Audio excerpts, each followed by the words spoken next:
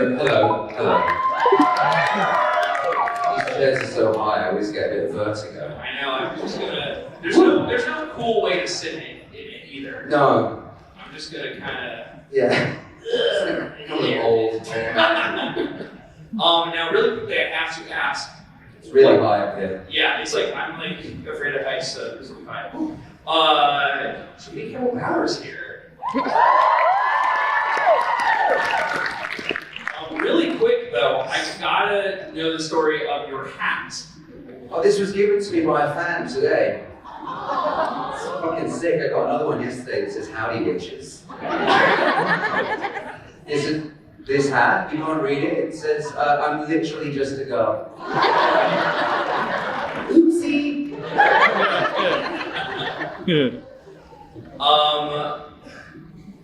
Where do we even begin? I don't know. I have no idea. I have nothing. You got nothing? My iPad is dead. How's your Megacon been so far? Oh, it's been awesome, man. This is my first Megacon. It's my first. I did Spookala in Tampa. Yeah, it's always a pleasure to be down here. So yeah, no, I'm having an amazing time. It's incredibly busy, and there's some amazing other sort of actors and performers here. So I'm stoked. Yeah, so and aside from me being selfish and getting to meet cool people, it's also really cool to meet all you cool people as well. I mean it. Like I love to meet everyone, and I like to spend time with you all, and I like to look in your eyes and get to know your names. That fills me with joy. So, you know, even though I know it's a long day for all of you, I do go home at the end of the day feeling really grateful. So, thank you. It's very fast. And I'm loving all the Stranger Things cosplay, Suits Ahoy. Okay, so Jamie, you play Vecna. Yes. That's, I mean, everyone's seen Stranger Things, right? We're all caught up with you. Guys, Vecna's not a good guy. He's literally just a girl. Oopsie, sorry, Eddie. That's right. You not seen the show? You not finished it? Oh, okay, good. All right, good. You're just upset. Sounds like a you problem. I love the idea of someone who's like quickly finishing Stranger Things on their phone, like, I can't finish this before. You do what? You're who? So yeah, you're Vecna, you're number one, the king of Upside Down. You played other villains in the past. Are you worried to be typecast as a bad guy? Oh, I don't know if I'm worried. I'm grateful for the job whenever it comes in, I'll be honest with you. Yeah, I mean, it's funny. I was talking to my therapist the other day, and we were like, no, I'm dead serious. I am not lying.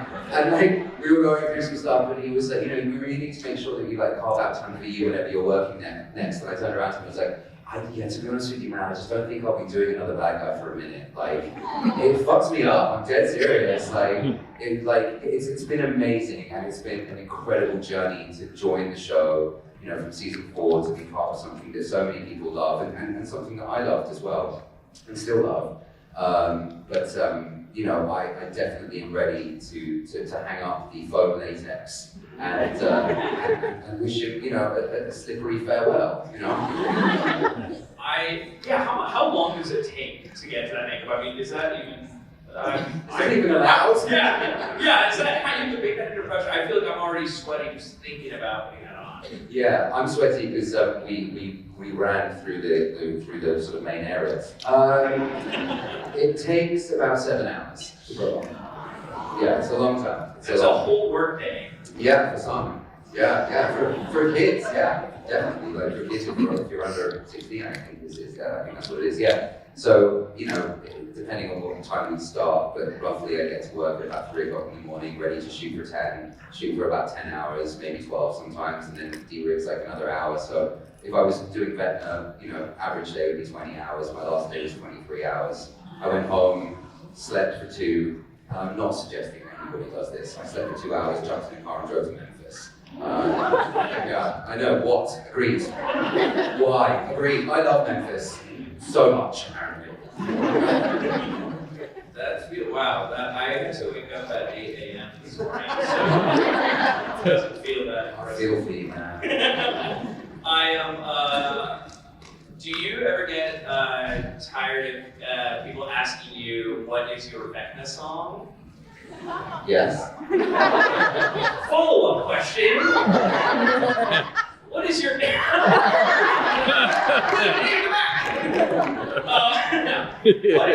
What's your current? I was such a dumbass when we were doing the press for season 4. I was like, oh, I'm gonna make a joke, and I was like, it's Miley Cyrus party in the USA. So now I have to just stick with that. So we could change it. Megacon Orlando is the dreams come true, and we could update the playlist right now.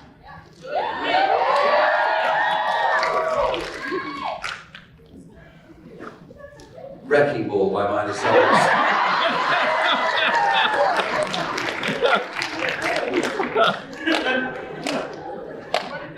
I'm so sorry. No, you're not. I am. I'm more sorry for myself. You'll be fine. Miley Cyrus is here. Someone should just say that sounds like a you problem.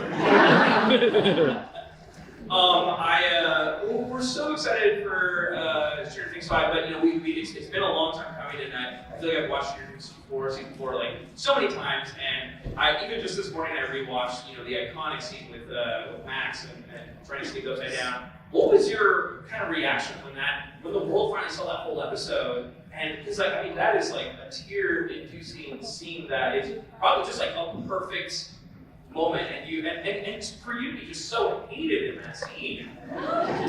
What was your reaction when that dropped? I was hated? Well, not shaking about, of course, but Vecna. Vecna just needs some friends, by the way. If anyone wants to share some of that.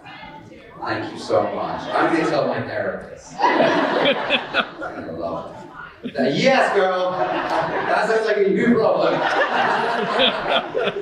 I appreciate it. At the time that we were shooting it, for me, I definitely wasn't aware of how big that moment would become. I definitely, we were filming it in pieces. We filmed it over a day, and when you're doing it, something like that, sometimes you're not really sure. You're just in it, and you're just doing it, and you put it to bed. But upon watching the show and seeing people's reaction, it was amazing. There was a good sort of, year where you couldn't walk into a store without hearing Kate Bush, playing on the stereo. It was wild. So yeah, I think that's one of the great things for me about Stranger Things was it was always like, we love you and we love the fact that you love it, right? Not you, but people love it, right? But in the moment as we're making it, we're just kind of doing it in the moment for ourselves, right? So we're not really kind of thinking about how it's going to be received. It's more just about does this feel good for us? Are we having fun? Is that what the vibe is? And I really like that. So when it's put out there and I see the reaction to it, it's always a bit of a shock to me, and I'm grateful for it. So yeah, that's kind of how that happens. I was just thinking. I also fell over when we were shooting that scene. Really? Yeah, there's a bit where she pulls out the vine. Before she starts running, she pulls out the vine from Vecna's neck. And it was a bit wet on the floor and I fell over. And everyone gasped. So I was like, oh, they feel really bad for me. And they just don't. They feel really worried about how expensive the makeup is.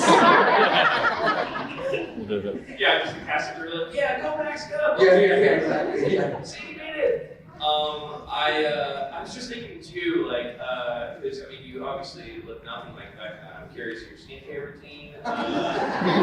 You look great. I'm just a regular dude. I just use the thickest Nivea I can find. Other skincare options are available. But yeah, if we're doing I was saying to someone earlier here, if we do a back-to-back, 3 days, Vecna, by the end of that, I can't go in the sun. I can't go in anywhere hot because it peels a layer of dermal every time. And then you can get what's called DLAM as well, where it's part of the actual appliance stays on you because it's glue, it's real glue. And then there's times where if there's a pocket that's missed with glue, it will rub, and so it will literally cause a friction burn that will become a blister. So it looks like you've just been set on fire. So yeah, I basically just at the end of this thing. Has anyone seen that clip of that guy that just puts mayonnaise all over himself? Has anyone seen that? Yeah, I sent that to Mike Mikesh, who applies Vecna, and I was like, this is me at the end of a T-Rex. Covered in as much lubricant as I can put on myself. How long can you like go in that makeup? Like, what's the limit of shooting? Probably 12 hours. I mean, it starts to get a little funky kind of 4 or 5 hours in, you know, things start to peel off and glue starts to particularly around the mouth, so we're constantly having to reapply glue here, there, and everywhere. But you wouldn't want to do it for more than 12 hours, I don't think it's pretty hard. No wonder Vecna's so bad, because it's very uncomfortable. Yeah, I'm pissed. I feel like we've all seen, I love the, you know, when it came out, the picture of you drinking a Starbucks in Vecna. Was there like you guys know, was there a funny kind of memory or something that maybe you like filmed as like a selfie for like a friend in your Vecna makeup? Yeah, for season 5 I did the long legs song. Let me now, you know, it can be nice, you know, maybe go. So I put a video on my phone, so when season 5 comes out, you're welcome. Oh my god, wait, we gotta get Nicolas Cage on the horn and let him know. You know him? I do not. I was hoping you had his number, maybe. No, I don't know Nicolas Cage. But you're An actor? every actor knows Nicolas Cage. So obviously, you know, we can't talk too much about Stranger Things 5, but we're very excited that, you know, it's coming this year at some point. We're very excited it's the final season. Can you tell us what it felt like filming your final day? Yeah, it was really weird. It was just odd. Well, I had a few final days. What? But Right, because yeah. you're Henry Creel, you're, you know, one, you're kind of, I mean, you're not like a boy actor, obviously, but, I mean, makeup is really good these days, I don't know. This is really very fast. The moment I came out. There's somebody took a photograph of me after we finished the last scene, and I just look like a man that's just like been carrying so much weight for so long, and it's just been like, there you go, like I'm done, and I'm like, just gone. So that's how it felt. You know, I was in tears. It was weird. I didn't want to say goodbye, but I definitely was ready to, you know, to put down what I'd been doing for some time. You know, because it's not just about for when you do a show like that. You know, it's not just about shooting it. You know, we had a break of a few years between season 4 and season 5, and then obviously we had the strike as well, and it's constantly playing in my mind. You know, so to let go of that has been, has been, you know, it's definitely felt like a sort of shedding almost. Yeah, yeah. Sorry, I'm like emotional. Like, Yeah. I don't want it to end. I love Stranger Things. Yeah, you can go. The glorious thing is you can go back and rewatch it. I'll point at that person watching it right now. Yeah. Yeah, just very excited, like seeing all the headlines that it's just like every episode's like a blockbuster movie, and it's just like it's a very big thing. I feel like we joked and alluded earlier about, you know, it's taxing to play a character that's kind of so tragic and ultimately kind of evil. Like, are you doing okay otherwise? I'm a therapist. Yeah. Woo-hoo, yeah. Yeah, no, I'm good. I'm good. I'm good. I'm good. I think, you know, carrying with Vecna is predominantly driven by resentment, right? And resentment, as I'm sure everybody in this room knows, like eats you up from the inside, right? And it's a lot to carry. So yeah, no, I'm good, and I'm really good. I'm enjoying, you know, the joys of spring. Is there, because do you have a like a routine that's sort of, you know, I feel like everyone's like, how do you get in the character? But like, do you have a routine like getting out of character? Kind of like, because you're in Atlanta, you're shooting, like, is there kind of like, all right, this is how I'm gonna exit the character? Pizza and a blanket and just like lying on my couch. That's just it. You know, I'm just like, I tend to just be dead for a few days. It's really important. And then you know, you want to come crashing back down to earth. You try playing Vecna and you're going home to your mom's for Christmas. Why are the dishes in the sink? relatives like asking back then he has a girlfriend at Thanksgiving. Did you feel alone, Mom? I'm in the upside down. They're slamming the It's your face. This panel is chaotic. Again, my iPad is completely turned off. I'm not doing anything good. Kind of switching gears, the Vecna voice. I'm very excited to kind of see. We don't even know how Vecna's coming back, but we obviously know that you're in it. Spoilers. How did you come to craft that voice and that kind of presence? Because like we get to see you as you in these kind of like moments with like 11 in the lab, but kind of like playing those dual characters must be a lot. Yeah, I think what's been interesting is I don't think that this is a spoiler. It's like I think for season 4, getting close to Vecna was quite a challenge for me. I was like, let me in, right? And whereas with season 5, I felt so close to him, and that was really vocally quite interesting because using that part of my vocal range was way easier this season, because before I was like, I'm just going to try this and hope that this works, you know. And now I built it. So yeah, I don't want to give too much away, so I'm going to just cut my answer off there. How I built it? We know, keep going from our there. No, Netflix are in the building, I know they are. Yeah. Ted, surround us here. I watched a lot of horror movies growing up, and I watched a lot of horror movies in prep for Stranger Things. And I really found my in with the Vecna voice through Doug Bradley as Pinhead. Particularly, yeah, those first 3 Hellraiser movies, that was my way in.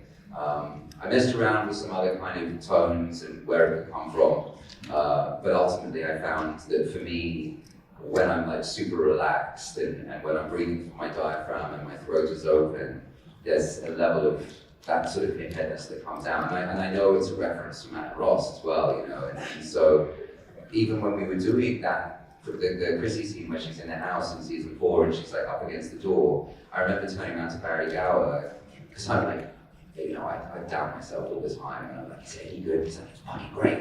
There's like a bit of Frank from Hellraiser 1 in here, and I'm like, oh, sick, this is cool. Yeah, I found my way in through that, and then I just kind of worked on it, relaxed into it. I'd said Matt Ross, voice notes of me doing it with like spooky Dracula music in the background. And just was like, do you like it? And even on like the first day, I remember Denise, our PR lady, she turned around to me and was like, your voice is amazing. And I was like so encouraged, I was like, yeah, it's because I'm telling the truth. And then I was like, I'm so sorry, like, fuck, forgive me. Yeah, that's kind of where it came from, and I owe a lot to Doug Bradley for that. And you know, selfishly and very coolly for me, Doug put up on his Instagram when I mentioned this on a talk show, and he put this up on his Instagram and just kind of gave the nod of approval. That, you know, that to me just means everything. And I don't know, is Jasmine in this room here? Jasmine, are you here? Yeah? You there? Jasmine? Yeah. Is she there? It's a very cool fan, but Jasmine gave me this Hellraiser 3 Funko Pop signed by She's she's down there. Yes, right here. Hang on. Yeah, Jasmine gave me this really cool Funko Pop signed by Doug Bradley from Hellraiser 3 today. So it's, you know, it's like it's in my life. You know, it's really, yeah, it's sick, right? Yeah. We're going to put the pressure on the rest of us to give Jamie a good gift. Just going to throw in. Keeping tallies. Great, I got you a Funko Pop of long legs, so it's not signed by Nicolas Cage. Because you don't know him. I do. I knew it! Nicholas, Nicholas out there, sitting next to Netflix. Is there like a pressure, because you know, you're doing Vecna, you're in Stranger Things 4, and you kind of like, you see the reception, like, everyone, you know, it's just like, getting all this lore from the episode and saying, okay, this is like the ultimate patty, very exciting. Is there pressure when you suit back up for season 5? Like, what is that? Does it feel different on set? It's just like, okay, you're Yeah, definitely, 100%. Yeah, you try to avoid it, right? You try to not think about it. You try to kind of, I don't know, push it away, but it is there. And Rick Rubin, the music producer, put something out recently that he wrote down, which was, a new artist wants to be seen, and an old artist or an established artist struggles with being seen. And I definitely felt that for sure. I was like, all right, it was season 4. It was like, come on, man, just like, let's get through this and let's try this. Let's do this together. And I think with season 5, there were moments where I was like really worried and just kind of pushing through and just like being like, oh, just come on, Jay. We've done this before. We can keep going. But again, without giving anything away, I have had some artistically really powerful moments this season that, as an artist, you just hope happen. You can't really prepare for them. They just kind of appear out of the thin air, and in those moments, the whole room goes like dead quiet. And you'll finish a take, and like I'll turn around to like Nick, who runs ACAM, and he just like gives me a nod, and I'm like, "You should go home now. It's not getting any better." So yeah, I definitely felt a level of pressure, but you just try to kind of ignore it and focus on the task at hand and take it day by day. And I think, that's what I've been saying whenever I've done a carpet for another show, or a movie. People have been asking about it, and I'm like, I'm just taking it day by day. That's all I can do right now, is just focus on what I'm up to in this moment, rather than the end product or the product that came before. It's just be here now, be as present as possible. It's so exciting to think that like there is going to be like many moments like that, just like how the Kate Bush moment that we don't even know. None of us know it. And I wish I could sort of trick you into telling us. I can say that, like, although I just spoke about myself, these moments happen from all of the cast. I've seen things where I've been like, holy shit, that's fire. Like, the kids at 1,000%, like, yeah, let's go. So yeah, there's a lot of that. There's a lot of really, really exciting, powerful, artistic, kick-ass moments. Because I'm thinking about the Kate Bush moment, and I remember backstage you told me that the big song in season 5 was going to be Wrecking Ball by Miley Cyrus. And I was like, wow, I didn't know that was happening. Vecna's return, he did that.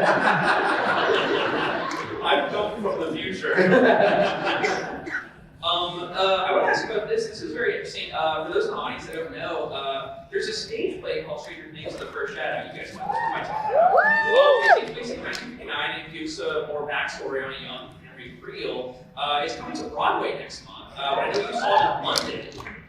What do you think? And did you learn more about your characters seeing it? Yeah, I've got a bunch of notes in my phone from when I was watching it. I mean, I've Pull it got. up real quick. That worked. I have no service in here. Nick's game's calling you. No, that's my mom. She just looks like long legs. I'm kidding, Mom. I love you. I love you. Yeah, here we go. It's a Felix journal. What's that about? My gratitude lists. Here we go. Great. Feel free to read it. How did I feel about it? Hold on, mate. It's around my birthday. Sound like a drunk old man. It was around my birthday. Did they give you like a front row seat? Because you're. They asked me, I got fucking called up on stage. Oh!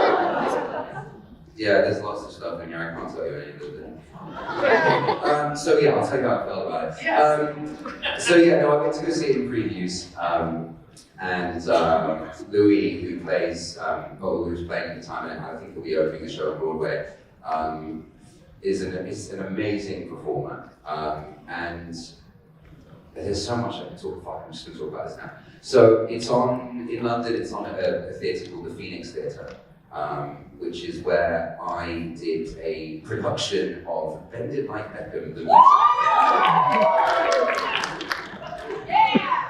You were the Wednesday matinee crowd, all right. All right. And it's produced by Sonia Friedman. Well, that show was produced by Sonia Friedman, who produced The Cursed Child and now Stranger Things: The First Shadow. And that theatre has a lot of memories for me. It was where I stopped drinking, and it's where my life really turned around.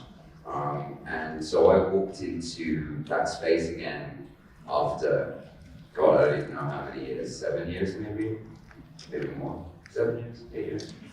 And I saw Sonia, and I just burst into tears. I just literally just started weeping. It was the most beautiful thing. You know, I'm a fan of Stranger Things first and foremost before I am, you know, an employee.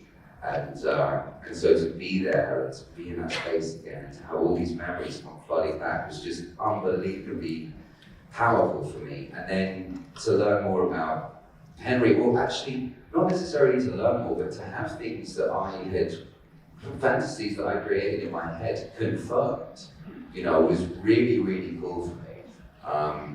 And I remember meeting the actors who played my mum and dad. I met all the cast. After Stephen Daldry had called me on stage for the curtain call, mental. And I just said to the people who played my mum and dad, I was like, I hate you.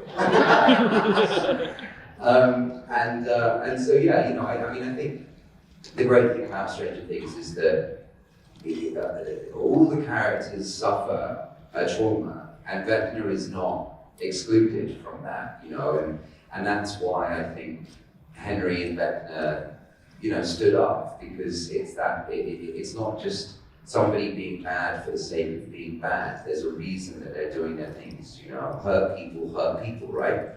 And so yeah, to just kind of see that and to be in that space and to feel for him and to cry for him and to see the incredible production value of what that show can do, because like I said, Sonia did Cursed Child, so a lot of the same crew who worked on The Cursed Child, if any of you saw that, you know, which was just visually incredible, have come on board with this, and it's like, it's amazing what you can do in that space. It's just ridiculous.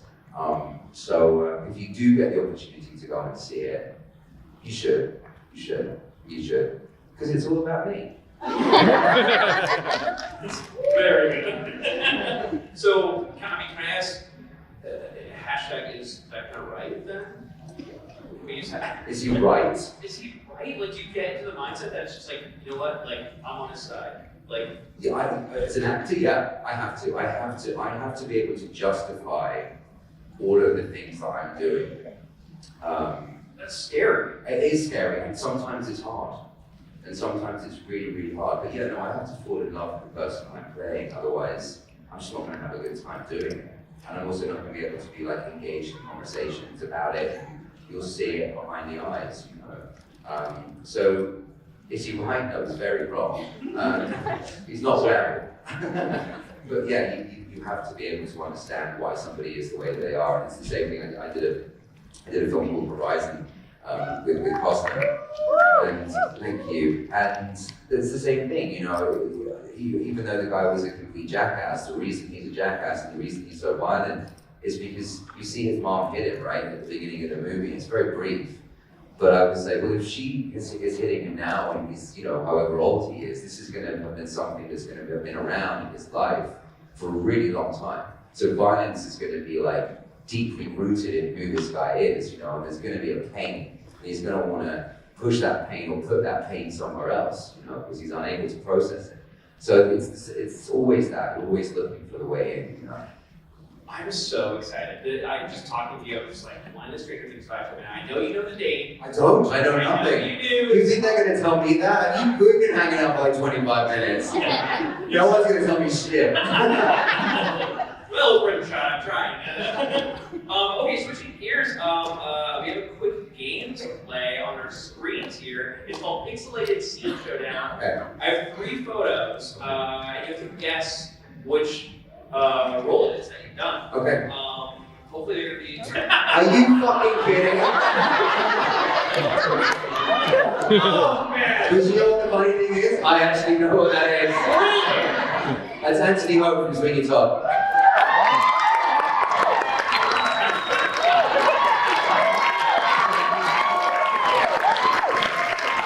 I Google myself way too often. Oh man, look at you! I know, fucking not a clue, mate. Literally, not a clue what I was doing then. Literally, I hit your mark and I'm like, yeah, who's Mark?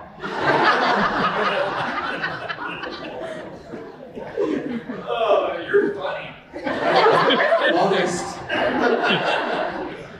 I love, actually saw Sweeney Todd recently in Broadway, when Megacon was in it. They're not shooting for me, I just said something. I'm curious, did you guys talk about that at all? Like, did you give, I know it's not the same character, but like, give me tips about the... I didn't speak to him before he did the show, but I spoke to him after he did it, and I'd seen that video of him doing, I think it was Nothing's Gonna Harm You, and he just like belted that top note, and I was like wildly shook that he did that. I was like, that's a hard thing for like a teenager, you know, and this guy is like a young adult now, and for him to like be up there and giving it, I think it was like, first day I saw him like at the studio, I was like, I just want to give you props, man. Like that was wild. Like good job, really like crushed it. So that was the only chance we really had an opportunity to talk about it. But yeah, it's amazing. Like what a dude. I love that. I love that. Okay, 2 more photos. We'll go ahead and pull up the second one here. I cannot believe that you figured it out just from pixels. We should have made it harder. But we'll go ahead and we'll pull up the second picture here now. And I'm really hoping you can get it right away. Me too, in a weird way. That's actually open from the top. Jace Wayland from Old Brick Road.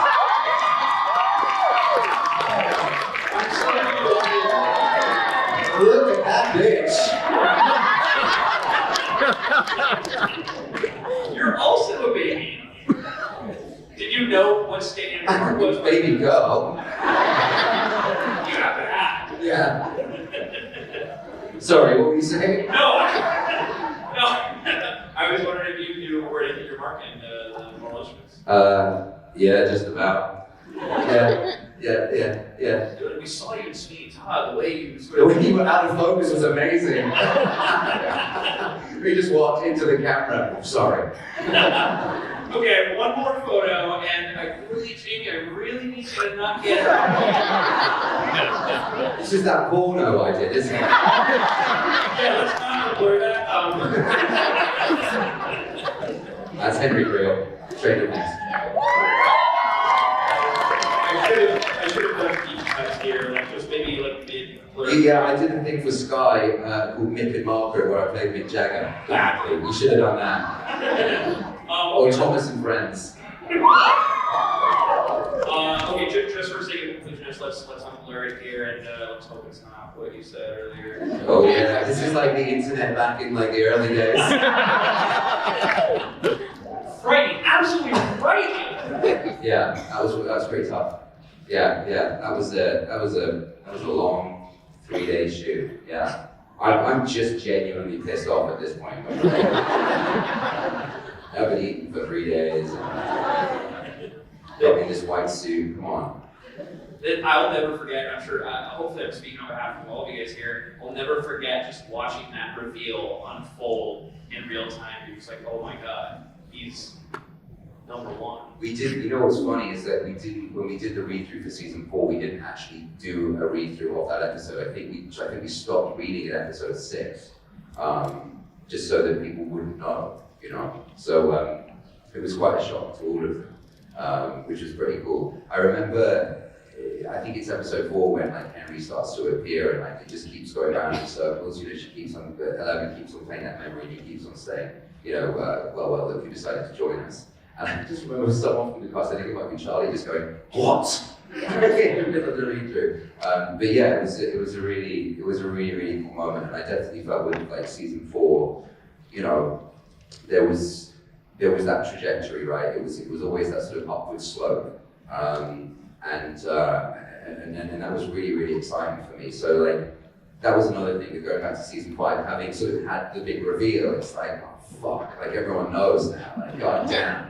And I knew more than than the original cast did when we were doing season 4 as well. So there's sort of an ego power trip thing that happens within that as well. We're like, suckers. I mean, that must be crazy, like watching Shooter as a fan. Then you're just like, oh, like I've been watching that in 2016. I feel like it took a role by storm, and it's still like the biggest thing ever. Like to just come into the show, join the cast, and just be such a perfect fit, and be kind of like, I mean, I can only assume is the end game here. I mean, what a wonderful thing for. You're the best. What a dream.